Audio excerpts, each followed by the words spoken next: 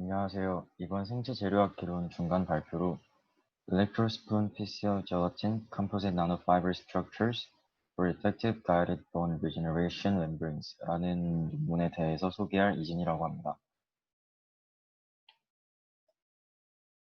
발표는 보시는 바와 같이 논문 전반을 초록을 보면서 간단히 요약하고 연구의 목적을 알아본 다음에 주요 연구 주제인 GBR, 그러니까 골 유도 재생술에 대해서 간단히 알아보겠습니다.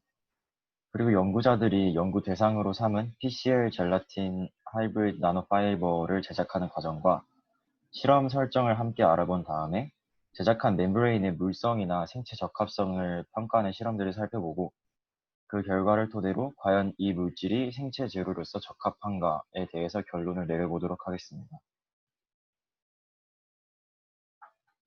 슬라이드에 논문 소개를 위해서 논문의 초록 부분을 가져왔습니다. 연구에서는 Guided Bone Regeneration Membrane에 대한 실험을 진행하는데 이 멤브레인을 지금 빨간색으로 강조된 부분에서 알 수가 있듯이 폴리카프로락톤 (PCL이라는) 고분자와 젤라틴, 그러니까 단백질을 하이브리딩해서 만든 다음에 여기에 일렉트로스피닝이라는 과정과 제니핀이라는 물질을 활용한 교차 결합 과정을 가해서 최종적으로 새로운 생체 재료를 만들어냅니다. 그 이후에 만든 생체 재료들이 과연 생체에 정말로 적합한지, 인장 강도나 친수성 같은 재료 고유의 물성은 목적에 부합하는 정도인지 이러한 사항들을 테스트하기 위해서 지금 중간에 노란색으로 강조된 부분에 있는 것처럼 XPS, FTIR 등의 검사를 진행하고 주사전자 현미경 SEM으로 표면을 관찰하기도 하고 인장 강도 실험을 수행했습니다. 또한 실제로 세포가 이 재료에 맞닿은 채로 잘 생장할 수 있는지, 뼈 형성이라는 목적에 이 멤브레인이 실질적인 도움을 주는지를 지금 주황색으로 강조된 부분에 알자린 레드라는 염색약을 통해서 확인해 보았습니다. 다음은 연구의 목적 및 내용을 좀 더 명확하게 정리한 부분입니다. 연구의 목적은 뼈 재생에 적합한 생체 재료를 만들어내는 것이 목표인데 이 과정에서 연구자들은 PCL이라는 물질과 젤라틴을 더해서 나노파이브러스 GBR 멤브레인을 만들어내고자 합니다. 이것을 위해서 지금 중간에 나온 것처럼 연구자들은 일렉트로스피닝과 제니핀을 활용한 교차 결합 과정을 물질들에 가해줍니다. 그 이후에 최종적으로 만들어진 재료의 실효성을 검증하기 위해서 다양한 검사들과 시약들을 이용해서 재료 자체의 특성과 뼈 형성 특성을 테스트합니다. 이제 앞서 계속해서 언급되었던 GBR, 그러니까 Guided Bone Regeneration이 무엇인지 알아보겠습니다. GBR이란 골 유도 재생술을 의미하고 이 골 유도 재생술이란 임플란트를 예로 들자면 잇몸에 이식한 재료가 실제로 잘 골화되기 위해서는 긴 시간이 필요합니다. 그런데 그 시간 동안 뼈 이외의 세포들이 생장하게 된다면 뼈가 충분히 생성되지 못하는 문제가 생기기 때문에 지금 밑에 강조된 것처럼 차폐막 멤브레인을 이용해서 골화를 돕는 것이 바로 GBR입니다. 추가로 덧붙이자면 이 차폐막은 흡수성과 비흡수성으로 나뉩니다. 이제 본격적으로 생체 재료를 만드는 과정을 알아보겠습니다. 앞서 연구자들이 만들고자 하는 생체 재료는 PCL과 젤라틴을 섞은 것이라고 했는데 실제로 이렇게 위에 PCL과 아래에 젤라틴을 섞게 되면 중간에 지금 강조된 것처럼 세퍼레이션 페이지가 나타나서 용액도 보시는 것처럼 불투명하고 제대로 섞이지가 않게 됩니다. 이때에 HAC, 그러니까 아세틱 애시드를 몇 방울 떨어뜨리면 이 용액이 균일하게 섞여서 맨 오른쪽처럼 투명한 상태가 됩니다. 이제 기본 재료인 PCL과 젤라틴에 대해서 각각 알아보겠습니다. 먼저 PCL은 생체 내에서 분해되는 고분자 재료입니다. 하나씩 장점과 단점을 살펴보자면 인장 강도가 생체 재료를 쓰기에 적합하고 생체 적합성이 크다는 장점이 있습니다. 하지만 하이드로포비시티, 그러니까 소수성이 크고 생체 내에서 분해되는 속도가 너무 느리다는 단점이 있습니다. 이 PCL에 더해지는 젤라틴은 흔히 알고 있듯이 단백질이고 마찬가지로 흔히 사용되는 생체 재료이기도 합니다. 하지만 PCL과는 정반대로 지나치게 친수성이 크고 분해되는 속도가 너무 빠르다는 단점이 지적됩니다. 따라서 이 연구에서는 PCL과 젤라틴을 적절한 비율로 섞어서 두 재료의 단점을 적절히 보완한 새로운 멤브레인을 제작하고자 했습니다. 이제 두 재료를 섞은 뒤에 가해주는 일렉트로 스피닝이라는 과정과 교차 결합이라는 과정에 대해서 알아보겠습니다. 먼저 일렉트로 스피닝, 전기 방사란 전기장에서 정전기력을 가해서 나노파이버 구조들을 합성해주는 방법을 말합니다. 이 전기 방사의 장점으로는 합성하는 두 재료의 질량비를 조절해서 특성을 조정하기 쉽다는 점이 있습니다. 다음 교차 결합 과정에서는 제니핀이라는 물질이 중요한 역할을 합니다. 이 제니핀은 생체 적합한 자연에서 유래된 크로스 링킹 에이전트이고 고분자와 조직 사이에서 교차 결합을 매개한다는 특징이 있습니다. 이렇게 두 재료를 섞은 이후에 실험의 기본 설정에 대해서 정리하고 넘어가겠습니다. PCL과 젤라틴을 섞을 때에 서로 다른 비율로 섞어서 각각 젤라틴 비율이 0%, 30%, 그다음에 50%, 70%인 4개의 나노파이버 그룹을 만듭니다. 이 4개의 그룹에 교차 결합을 추가로 가해줘서 추가적으로 CP7G3, CPOGO, 그 다음에 마지막으로 CP3G7이라는 그룹 3개를 추가해줍니다. 이때 젤라틴이 포함되지 않았던 그룹은 제니핀 특성상 교차 결합이 진행되지 않습니다. 따라서 이렇게 만들어진 총 7개의 군에 대해서 연구자들은 합성이 진행된 그룹이 그렇지 않은 대조군인 PCL 그룹에 비해서 물성이나 뼈형성 특성이 더 나을 것이라는 가설을 세웠습니다. 이제 이렇게 만들어진 나노파이버에 대해서 그 특성을 각각 평가해 보겠습니다. 먼저 나노파이버의 형태적인 측면을 알아보기 위해서 먼저 연구에서는 주사전자 현미경 SEM을 이용했습니다. SEM 특성상 절편 상태로 만들어야 하기 때문에 미세섬유 2차원 단면 모양을 확인할 수 있고 이렇게 다음 7개의 그룹의 SEM 사진이 나타나게 됩니다. 여기에서 주목할 점은 모든 그룹이 기타 융집이나 스트링 없이 비교적 일정한 형태로 섬유가 형성되었다는 점입니다. 그리고 이 그림에서 다음으로 확인할 점은 지금 오른쪽에 빨간색으로 강조된 부분처럼 이렇게 교차 결합이 진행된 아래쪽과 진행되지 않은 위쪽을 한번 비교해 보았을 때 교차 결합을 한 아래쪽에서 좀 더 촘촘하게 섬유가 형성된 것을 확인할 수가 있습니다.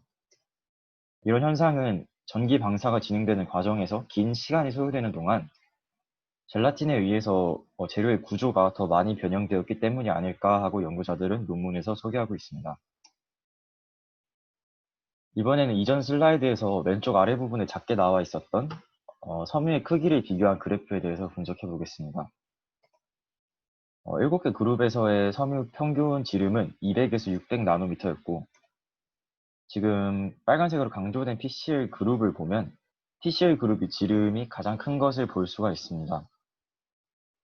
이런 현상은 PCL 그룹과 PCL 그룹과 달리 다른 그룹은 젤라틴이 더해졌기 때문에 재료의 점성이 낮아졌기 때문이라고 설명하고 있습니다.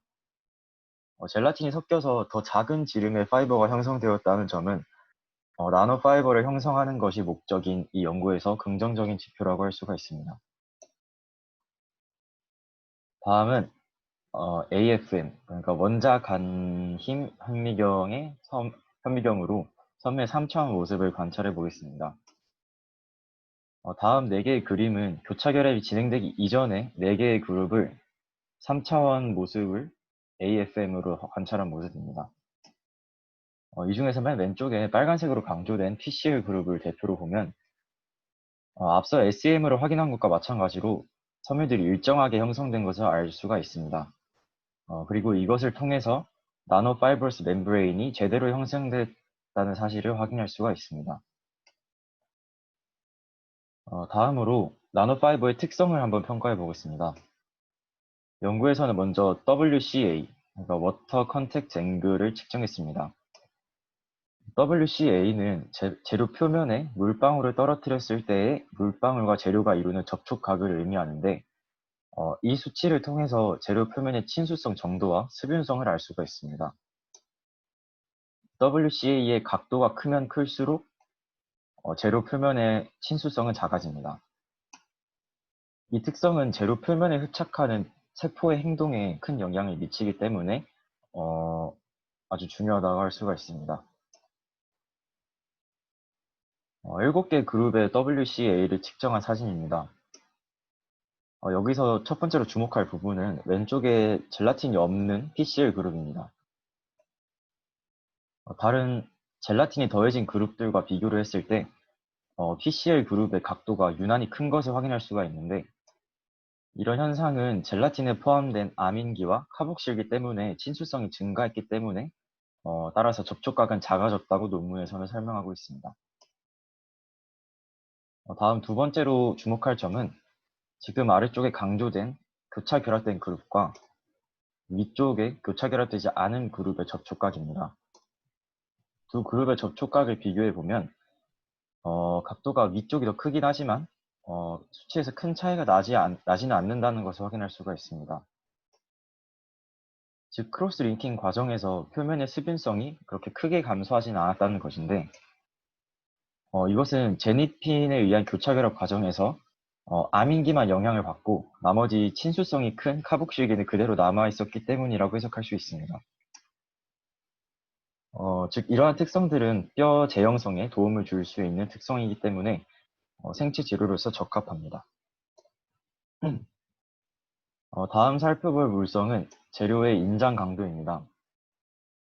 생체 재료는 수술 과정이나 주위 조직이 생장하는 과정에서 아주 큰 힘을 받기 때문에 그 힘을 버텨낼 수 있어야 하기 때문에 인장 강도가 꽤나 중요하다고 할 수 있습니다. 인장 강도 측면에서 먼저 확인할 지점은 스트레스 스트레인 커브입니다. 다음 7개 그룹의 응력 변형 곡선인데, 이 중에서 주목할 부분이 지금 주황색으로 강조된 일직선으로 증가하는 부분입니다. 곡선 중에서 저렇게 일직선으로 되어 있는 부분은 탄성 한계를 넘지 않아서 굉장히 엘라스틱한 부분이라고 할 수가 있습니다. 인장 강도 측면에서 다음으로 볼 부분은 탄성 계수입니다. 영스 모듈러스라고도 하는 탄성 계수는 재료에 가해진 하중의 크기를 재료가 변형된 크기로 나눠준 값으로 표현됩니다. 이때 주어진 하중을 스트레스, 그리고 분모에 재료가 변형된 정도를 스트레인이라고 합니다. 7개 그룹의 탄성 계수를 나타낸 그래프는 다음과 같습니다. 이 그래프에서 먼저 왼쪽에 빨간색으로 강조된 PCL 그룹을 주목해야 하는데, 이 PCL 그룹의 탄성 계수가 가장 작은 것을 확인할 수가 있습니다. 이것은 앞서도 몇 차례 언급을 했듯이 PCL만 단독으로 존재할 경우에 젤라틴이 존재하지 않아서 교차 결합이 진행되지 않기 때문에 이와 같은 현상이 나타납니다. 다음으로 주목할 부분은 지금 그래프상에 빨간 줄 2개로 강조가 되어 있듯이 교차 결합된 그룹과 교차 결합되지 않은 그룹을 비교해야 하는데, 역시 교차 결합된 오른쪽 3개 그룹의 탄성 계수가 더 큰 것을 확인할 수가 있습니다. 다음으로 확인할 부분은 섬유의 생체 적합성 평가입니다.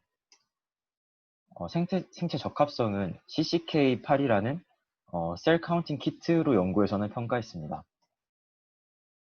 이 키트를 통해서 세포의 독성과 세포의 생존 능력을 파악할 수가 있습니다. 구체적인 테스트 방법은 우선 MC3T3-21이라는 세포를 4%의 파라폼알데하이드에 고정시킨 이후에 다음 알코올로 수분을 없앤 뒤, 그리고 마지막으로 진공 상태에서 건조시켜서 실험을 진행하게 됩니다. 키트 검사 결과 세포의 생존 능력 그래프는 다음과 같이 나타납니다. 지금 그래프 중간에 생존 능력 80%에 해당하는 선을 그어두었는데요. 세포를 배양한 지 7일이 지나게 되면 모든 그룹에서의 세포 생존 능력이 80%를 상회하는 것을 확인할 수가 있습니다. 이것은 재료가 지금 보는 것처럼 독성이 없고 그다음 세포의 생장을 재료가 도와주고 있다는 사실을 의미합니다. 마지막으로 평가할 부분은 재료의 뼈 발생 능력입니다. 뼈 발생 능력은 알자린 레드 S라는 물질을 통해 평가하게 됩니다. 이 알자린 레드는 뼈 조직이 석회화되는 정도를 측정할 수 있게 해주는 염색액입니다. 이 알자린 레드 S가 금속 이온과 결합해서 특히 칼슘염이 침착되는 부분을 염색시켜서 뼈 발생 능력을 비교할 수가 있게 됩니다. 다음 사진은 조직 배양 4일 후에 앞선 7개의 그룹과 티슈 컬처 플레이트라는 TCP라는 그런 조직만 배양한 플레이트에 알자린 레드를 떨어뜨린 사진입니다.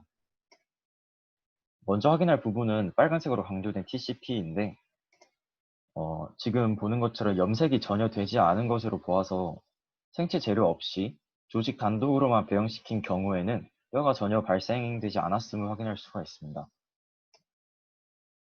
다음으로는 지금 강조된 것처럼 PCL 그룹을 주목할 텐데 강조된 PCL 그룹과 나머지 6개의 하이브리드 그룹을 비교해보면 하이브리드 그룹이 더 진하게 염색된 것을 알 수가 있습니다. 이것은 나노 섬유 구조가 뼈 발생에 도움을 주었다는 사실을 의미합니다. 앞선 평가 내용들을 바탕으로 결론을 내려보면 먼저 젤라틴의 존재로 인해서 재료의 수분성과 세포의 생존 능력이 커지고 제니핀에 의한 교차 결합이 진행되어서 재료의 인장 강도가 증가하고 마지막으로 PCL이라는 고분자와 젤라틴이라는 단백질이 하이브리드 되어서 뼈 발생 특성이 더 좋아졌음을 확인할 수가 있었습니다. 따라서 연구자들은 연구에서 만든 재료가 뼈 유도 형성술을 위한 멤브레인의 재료로 적합하다는 결론을 내리면서 연구를 마무리하고 있습니다. 지금까지 발표 들어주셔서 감사합니다.